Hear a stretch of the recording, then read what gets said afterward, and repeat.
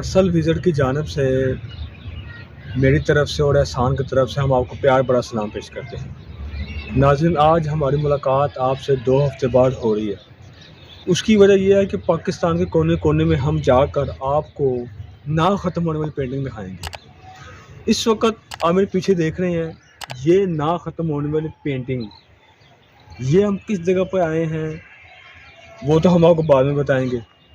लेकिन आज का जो हमारा टॉपिक है वो ना ख़त्म होने वाली पेंटिंग है, ड्राइंग है, जिसे इंग्लिश में कहते हैं एंडलेस पेंटिंग। इस पेंटिंग को हालाँकि 700 साल हो चुके हैं। इसके बाद जो पेंटिंग आपको दिखाएँगे उसको 900 साल हो चुके हैं। एक और पेंटिंग दिखाएँगे उसको 500 साल हो चुके हैं। ये पेंटिंग आज भी, ये तो इन लोगों ने तोड़-फोड़ की, यानी कि हमारी बदअखलाकी की वजह से थोड़ी-सी पेंटिंग में मनफ़ी असरात आ गए हैं।